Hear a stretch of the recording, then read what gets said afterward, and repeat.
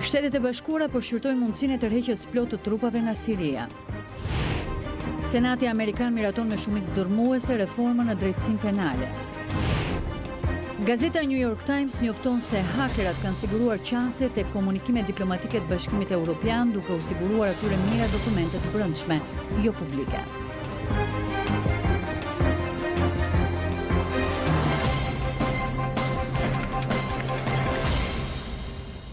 Me mbrëma, mirë se vini në programin e Zërit Amerikës Ditari, unë jam Menada Zaimi. Në këtë emision do të ndiqni në Shqipëri Partia Demokratike akuzoi sot kryeministrin Edi Rama dhe kryetarin e Bashkisë Erion Veliaj se ka ndryshuar planin urbanistik të Tiranës për të favorizuar ndërtimin e një kompleksi rezidencial nga biznesmeni Edmond Bego, i dënuar më parë për trafik droge në Itali. Në Bruksel u mbajt një takim ndërmjet Bashkimit Evropian dhe vendeve të Ballkanit Perëndimor. Takimi bën bashkë në një vend presidentin e Kosovës Hashim Thaçi dhe atë të Serbisë Aleksandar Vučić pas përballjes së tyre në Këshillin e Sigurimit në New York vetëm disa ditë më parë.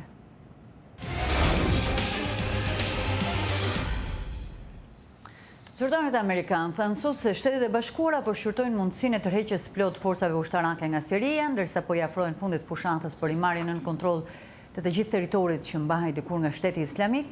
Një vendim i tillë, nëse konfirmohet, bie ndesh me qëndrimin e sekretarit të mbrojtjes Jim Mattis dhe zyrtarëve të tjerë të lartë të Pentagonit që ishin shprehur për një prani ushtarake amerikane në Siri më afatgjatë për të penguar rishfaqjen e Shtetit Islamik. Megjithatë, presidenti Donald Trump ka shprehur më parë një dëshirë të fortë për të tërhequr trupat nga Siria, kur kjo të jetë e mundur. Koha e tërheqjes nuk është bërë ende e qartë dhe zyrtarët amerikanë që folën me shtypin në kushte anonimiteti nuk dhanë detaje rreth diskutimeve dhe se kush ishte përfshirë në to. Mbetet ende e paqartë se kur mund të shpallet një vendim lidhur me këtë çështje. Pentagoni dhe Shtëpia e Bardhë nuk pranuan të komentojnë. Shtetet e Bashkuara kanë ende rreth 2000 trupa në Siri, shumë prej të cilëve forca speciale që punojnë në aleancë me forcat kurde dhe arabe të njohura si forcat demokratike të Sirisë. Gazeta The New York Times njoftoi dje në mbrëmje se hakerat kishin depërtuar në komunikimet diplomatike të Bashkimit Evropian për 3 vjet, duke arritur të shkarkojnë mira dokumente sensitive. Në artikull thuhet se ky fakt është zbuluar nga kompania e sigurisë kibernetike Aira One, që i dha rreth 1100 dokumenta gazetës. Sipas gazetës, materiali komprometuar hedh dritë mbi shqetësimet e Europës për një administratë të paparashikueshme të presidentit Trump, përfshirë këtu përshtypjen e Bashkimit Evropian se një qëndrim negativ nga zoti Trump ndaj bllokut kishte krijuar shumë pasiguri.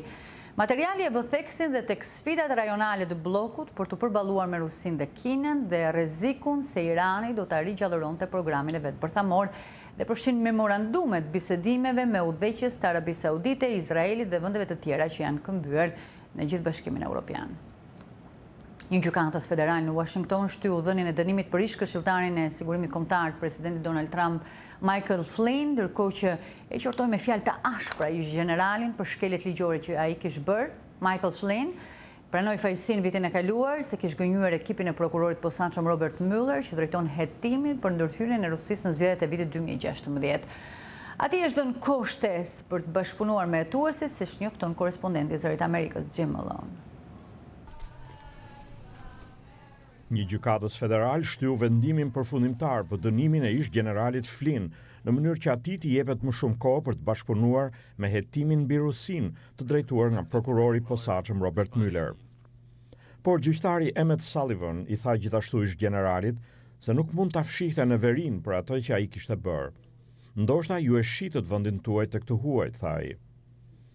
Vitin e kaluar, Michael Flynn pranoi fajësinë se kishte gënjur agjentët e FBI-s rreth kontakteve të tij me ish-ambasadorin e Rusisë në Shtetet e Bashkuara gjatë periudhës përpara inaugurimit të presidentit Trump. Prokurorët kanë bërë të ditur më parë se generali në pension ka bashkëpunuar me ta dhe për këtë arsye ata nuk kishin rekomanduar burgim për të. Zëdhënësja e Shtëpisë së Bardhë, Sarah Sanders, u pyet për këtë çështje. Shtyrja është diçka mes generalit Flynn dhe gjykatave dhe u takon atyre të përcaktojnë se sa kohë do të duhet. Ndërkohë i dëshirojmë të mirën generalit Flynn. Ne do të vazhdojmë të përqendrohemi tek ajo që bëjmë këtu çdo ditë. Presidenti Trump i uroi fat ish-generalit me një koment në Twitter dhe mohoi përsëri se ka patur në një bashkëpunim të fshehtë midis fushatës së tij të 2016 dhe Rusisë. Ndihma e ish-generalit Flynn në hetimin e Rusisë duket të jetë e konsiderueshme, thot analisti Chris Edelson. I think it's pretty clear Michael Flynn did have a story. Mendoj se është shumë e qartë që Michael Flynn ka patur gjëra për të treguar dhe ja ka treguar ato prokurorit të posaçëm në 19 takime të ndryshme. Pra ka folur për shumë gjëra. Dhe këtu mund të përfshihen ndoshta raste të pengimit të drejtësisë. Mund të përfshihet një bashkëpunim i diskursit dhe fushatës Trump. Seanca e së martës erdhi më pak se një javë pasi ish avokati personal i presidentit Trump, Michael Cohen, u dënua me 3 vjet burgim. Cohen pranoi fajsin për akuza që përfshinin shkelje në financimin e fushatës, lidhur me pagesat ndaj 2 grave që ato të mos flisnin për marrëdhëniet e dyshuara intime me zotin Trump para se ai të bëhej president. Ligjvënësi demokrat Joaquin Castro, në krye të një delegacioni të Kongresit që vizitoi disa nga vendet e fundit ku mbajtë ndaluar një vajzë nga Guatemala përpara se të vdiste, i bëri thirrje shefit të Agjencisë Mbrojtjes Kufirit të jap dorëheqjen. Sipas autoriteteve, 7 vjeçaria Jacqueline McQueen vdiq 2 ditë pasi ajo dhe babai i saj, si dhe 161 imigrant të tjerë u ndaluan nga oficerët e patrullimit kufirit në shkretirën e shtetit New Mexico në 6 dhjetor. Një nga ligjvënësit përshkroi një nga objektet ku ajo qëndroi si shenjërzor dhe bëri thirrje për një hetim të pavarur të rrethanave që quhen në vdekjen e 7 vjeçares. Ligjvënësit thënë gjithashtu se këmbgulja e presidentit Trump për ndërtimin e murit përgjatë kufirit me Meksikën nuk përputhet me realitetin në terren, sipas tyre nevoja reale është për pajisje si dhe për procedurat e trajnimit më të mirë të personelit në kufi. Presidenti Trump është ngërthyer në një betejë me Kongresin lidhur me financimin e murit në kufi që mund të çojë në një mbyllje të pjesshme të agjencive federale në ditën e vijim. Senati Amerikan miratoi mbrëm me shumicë dërmuese një ligj që synon uljen e numrit të vuajtësve të dënimit në buzhet e mbipopulluara amerikane. Ligji parashikon uljen e masës së dënimit të detyrueshëm për disa krime federale. Ligji gëzon mbështetje të fortë nga ligjvënësit republikanë dhe demokratë, si dhe presidenti Donald Trump.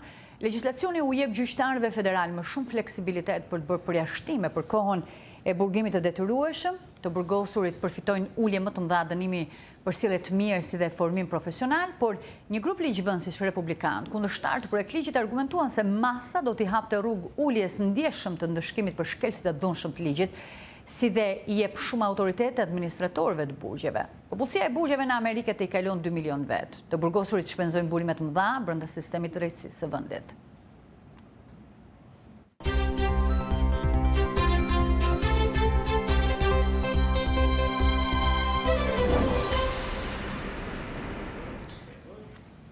Në Shqipëri, Partia Demokratike akuzoi sot kryeministrin Edi Rama dhe kryetarin e Bashkisë Erion Veliaj se kanë ndryshuar planin urbanistik të Tiranës për të favorizuar ndërtimin e një kompleksi rezidencial nga biznesmeni Edmond Bego, i dënuar më parë për trafik droge në Itali. Sipas Partisë Demokratike, në vitin 2016, me firmën e ministrit të Financave Arben Ahmetaj është privatizuar në periferi të Tiranës zona e njohur si Ish Serat. Në planin urbanistik të vitit 2013, projekti për sistemimin e lanës prekte një pjesë të sipërfaqes së privatizuar, e cila i ka kaluar për ndërtim kompanisë Alcyon Albania, e cila, deklaroi eksperti ligjor Gazmet Bardhi, është në pronësi 100% të Edmond Begës, i dënuar në Itali për trafik droge. Në vitin 2017, sipas Partisë Demokratike, shtrati i lanës është ndryshuar në mënyrë që të mos prekte sipërfaqen, ku pritet të ndërtohet një kompleks rezidencial nga Bego. Projekt me një vlerë fillestare që sipas zotit Bardhi shkon në 60 milion euro dhe që është në pritje të lejes nga Bashkia e Tiranës. Gjithçka, sipas opozitës, është bërë për të favorizuar Begon, i konsideruar si një mik i deputetit socialist Taulan Balla. Ky i fundit ka pranuar publikisht se ka njohje familjare me Begon. Deputetja e Partisë Demokratike, Jorida Tabaku, kërkoi sot që prokuroria të hetojë mbi këtë rast. Kjo është sipas saj një provë e qartë se si po pastrohen paratë. Ne shohim të tjera zhvillime nga rajoni, protestat e studentëve në Tiranë vazhduan sot për të 15 ditë me radhë. Studentët nuk pranojnë bisedime me qeverinë për kërkesat e tyre, ndërsa kryeministri Edi Rama po viziton universitetet publike në një përpjekje për të krijuar një dialog me pedagogë dhe studentë. Shumë analistë shohin këto zhvillime shumë të ngjashme me ato të dhjetorit 1990. Por si shohin protestat e sotme protagonistët e atyre ngjarjeve? Korrespondenti ynë Liriana Golli bisedoi me disa prej tyre. Ndjekim. Protestat e studentëve të universiteteve publike ka përgjyen sot ditën e 15 bashkë me braktisjen e auditorëve dhe vendosmërinë e tyre për të vazhduar tubime deri në përmbushjen e kërkesave ekonomike dhe akademike. Por si i shohin këto protesta disa nga protagonistët e lëvizjes studentore antikomuniste të dhjetorit të vitit 1990. Një nga më të njohurit mes tyre, Bislim Ahmetaj, thotë se protestat e sotme janë të ngjashme me ato të fundit të diktaturës. Ai tani është baba i 2 studentëve që i mbështet financiarisht në vështirësi të mëdha, edhe pse është pedagog në Universitetin e Durrësit, ku nuk ka fare vjetina, thotë ai, dhe as transport publik për studentët. Kërkesat e tyre janë krejtësisht legjitime, ekonomike, por ekonomi pa politik nuk ka. Dhe shkak i kësaj situate është kjo politik e keqe, kjo politik e kokforte, kjo politik arrogante që ka ndërtuar kryeministri i Kanabesit dhe trekançit keqes, trekançit bërmundës në Shqipëri duhet thyer. Ai trekanç sot është përfaqësohet nga Rama, Basha dhe Meta. Ndërsa protagonisti tjetër i lëvizjes studentore të dhjetorit 90, Emisioni Ditari, thotë se studentëve të sotëm protestues u duhet dhënë patjetër përgjigje pozitive sepse i përkasin asaj pjese të shoqërisë që nuk mendojnë të largohen nga dheu dhe e shohin të ardhmen e tyre këtu. Këta studentë këtu kanë në thelbin e tyre po kërkojnë disa drejta që nuk besoj se ka ndonjë në Shqipëri që t'i mohoj. Dhe nuk besoj që nuk ka njëri vetë kryeministri po thotë që unë jam me studentët dhe dua t'i plotësojmë kërkesat. Po çka ndodhur? Në argun kohor të 28 vjetëve, këta kanë ngushtuar të drejtat dhe liritë themelore, jo vetëm të studentëve, por edhe qytetarëve shqiptar.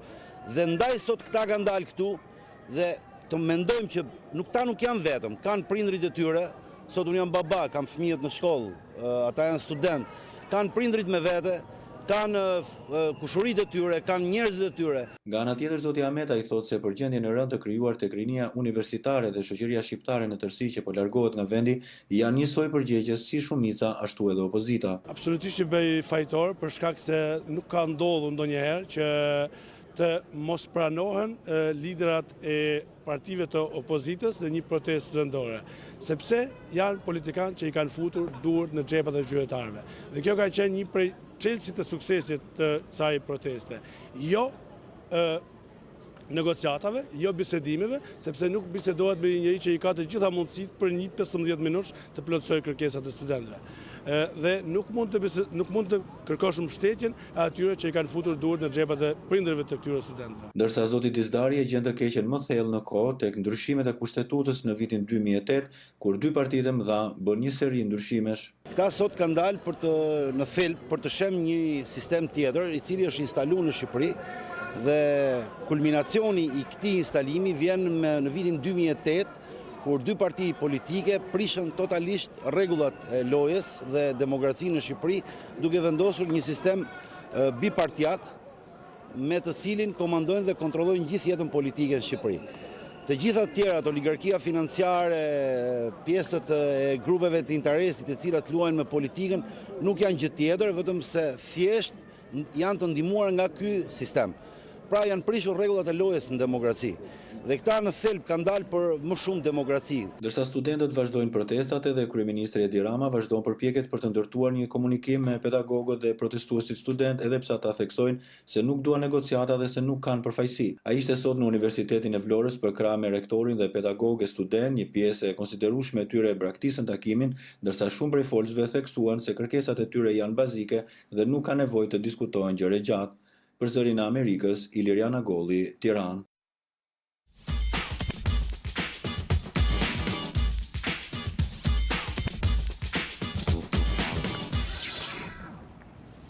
Në Bruksel u mbajt një takim ndërmjet Bashkimit Evropian dhe vendeve të Ballkanit Perëndimor për të diskutuar lidhur me, siç u tha, zhvillimet aktuale në rajon dhe agjendën për vitin e ardhshëm.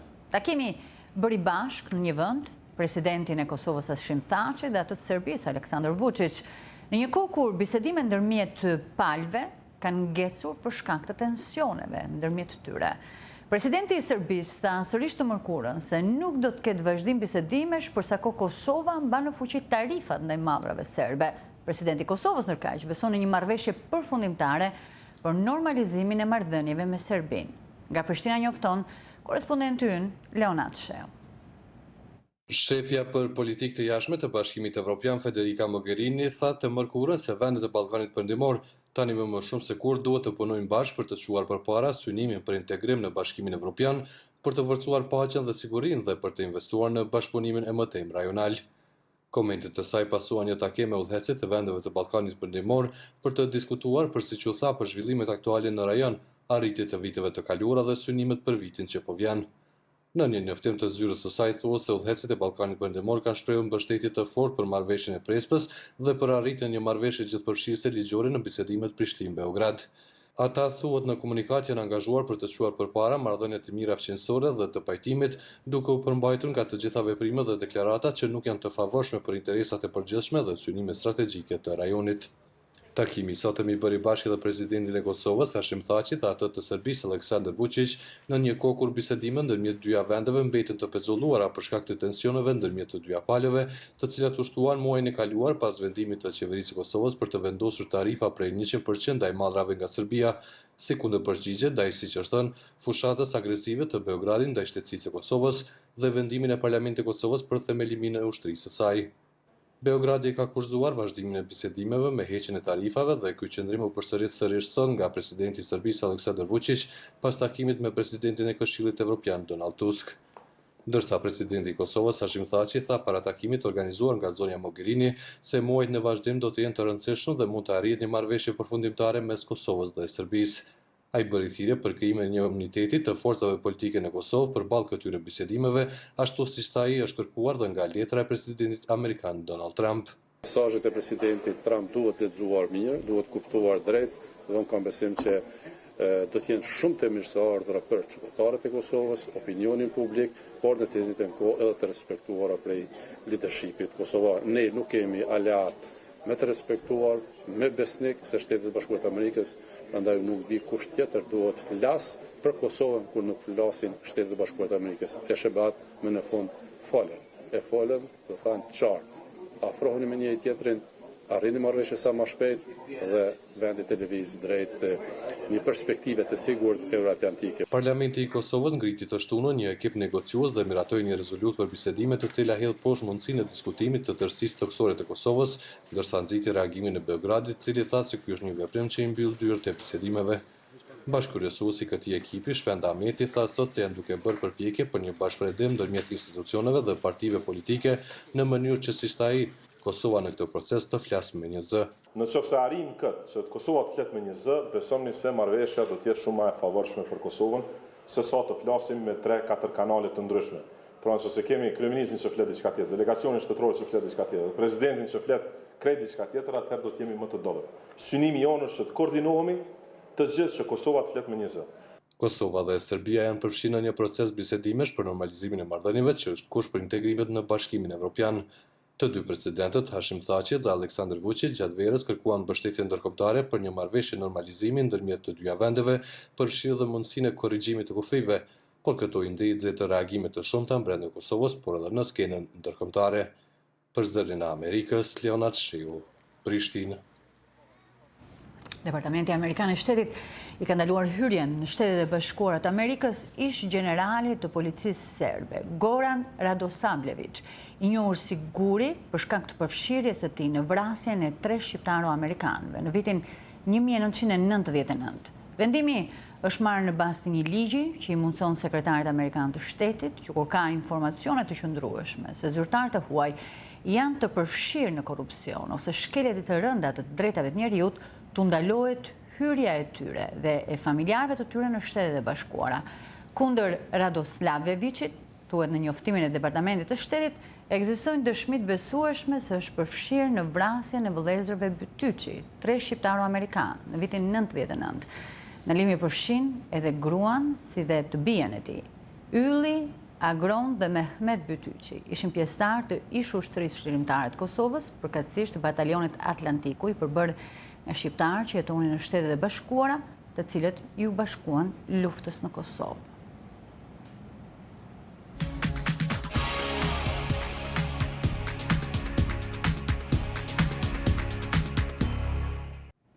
Zgjedhjet vendore për komunën e plotë të Tuzit në Malsin me shumicë shqiptare do të mbahen në 3 mars, vitet të ardhshëm, pas gati 3 dekadash të kërkesave të vazhdueshme. Tuzi do t'i përgatisë zgjedhjet e para si komunë e plotë e vetë qeverisjes lokale. Subjektet politike shqiptare, statusin e ri të Tuzit e cilësojnë si një arritje të madhe për të gjithë shqiptarët e Malit të Zi. Korrespondenti i Zërit Amerikës përgatiti materialin në vijim.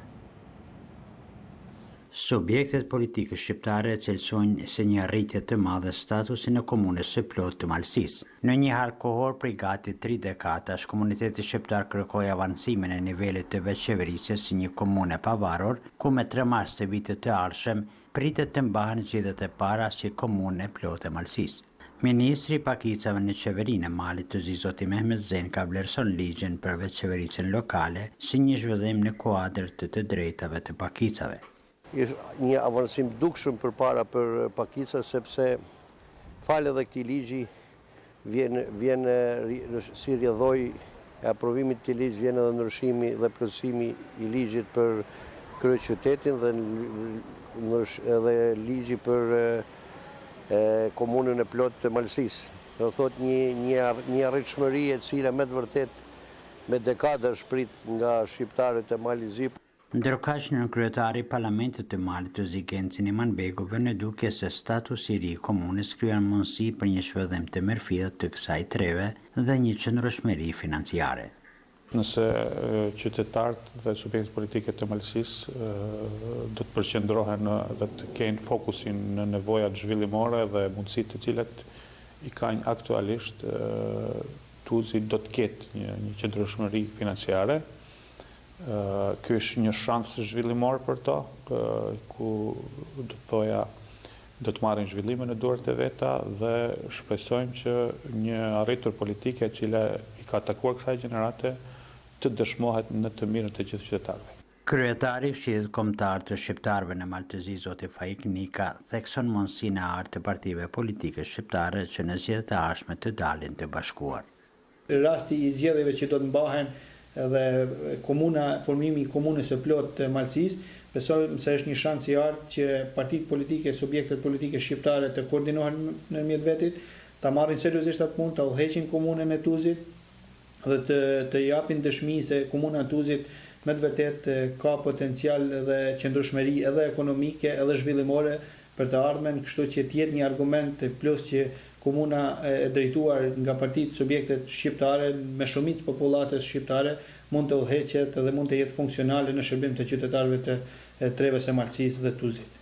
Komuna e plotë e Tuzit ishte kërkesa themelore parashtruar nga ana e koalicionit shqiptare të vendosur në marrëveshjen për bashkëqeverisje me Partinë e Pushtetit të Malit të Zi të nënshkruar në nëntor të vitit të kaluar. Komuna e Tuzit deri më tani funksiononte si komunë urbane në mbikëqyrjen dhe menaxhimin e kryeqytetit të Malit të Zi Podgoricës. Analistët vlerësojnë se Malësia posedon kapacitete dhe burime të mjaftueshme që të veprojë si komunë e pavarur. Me këtë hap të decentralizimit të pushtetit të Tuzit në Malësi, ata besojnë se do të funksionojë në mënyrë më efikase duke respektuar të drejtën e vetëvendosjes për komunitetin shqiptar në Malin e Zi. Për Zërin Amerikës nga Ulqini, Ali Salej.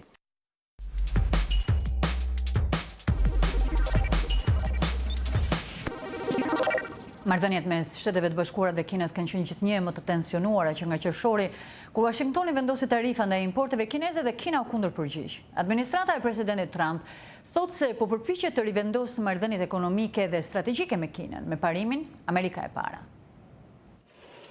Në këtë ekspozitë ajrore janë paraqitur pajisje kineze të industrisë ajrore, megjithëse Shtetet e Bashkuara vazhdojnë të jenë vendi me shpenzimet më të mëdha ushtarake në botë, edhe Kina i ka rritur shumë ato. Kina ka rritur shpenzimet ushtarake për 29 vjet radhazi, duke u bërë shpenzuesi i dytë më i madh ushtarak në botë me rreth 228 miliard dollar në vit.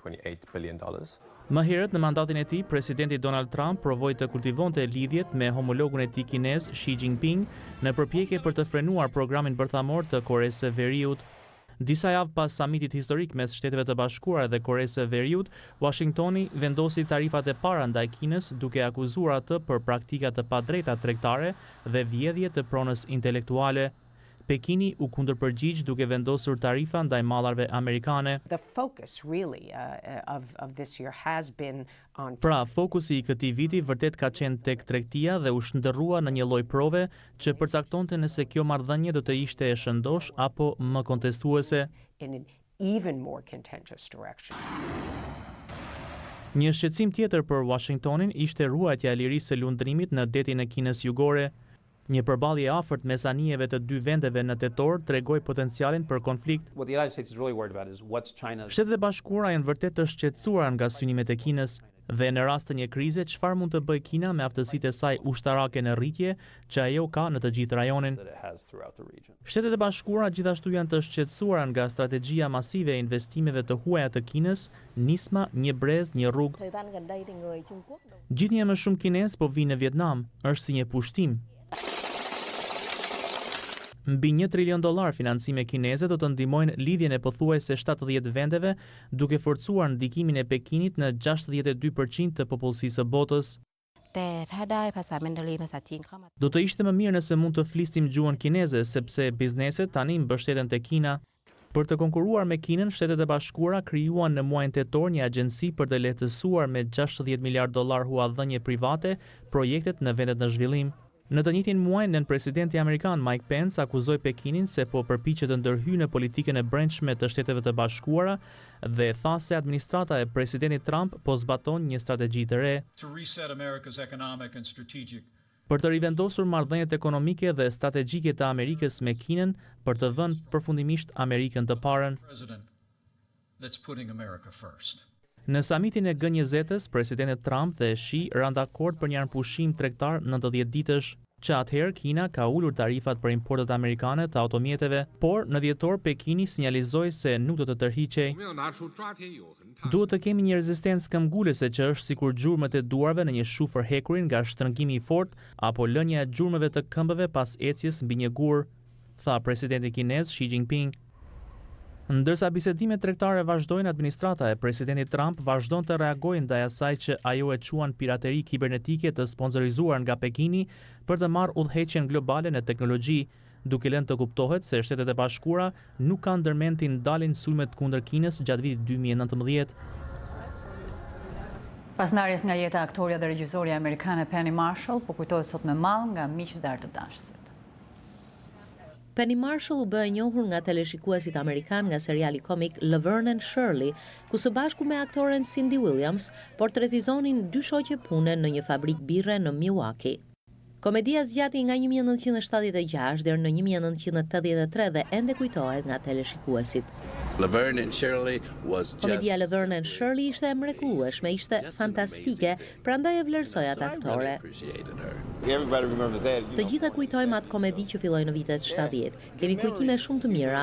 Ajo ishte humoriste shumë e mirë, dukej plot energji. Penny Marshall interpretonte Laverne DeFazio, një grua me një gjuhë të mpret.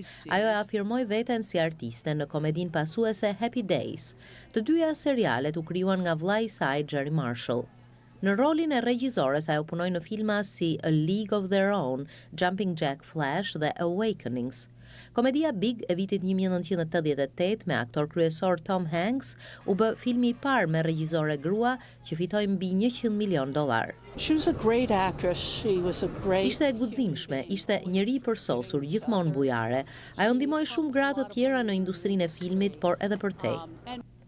Penny Marshall shkroi një libër kujtimesh të titulluar Mamaja ime ishte e luajtur nga mend, ku ajo përshkruante fëmirinë e vështirë që e kishte përballuar me sens humori. Ajo shkruan edhe për martesën me aktorin Rob Reiner dhe marrëdhënien me këngëtarin Art Garfunkel. I called Rob to say, hey, because he's married with 3 kids, you know. E mora Robin në telefon se është i martuar me 3 fëmijë, prandaj i thash, kam shkruar një libër ku flas edhe për ty. E mban mend kush ishte fotograf në dasmën ton? Ai mu përgjigj se dasma u bë në vitin 1971. Pastaj më pyeti nëse kisha shkruar gjëra të tjera në libër. Yjet të Hollywoodit dhe plot figura publike postuan dje komente në mediat sociale në nderim të artistes Penny Marshall. Ky ishte edicioni, natën e mirë.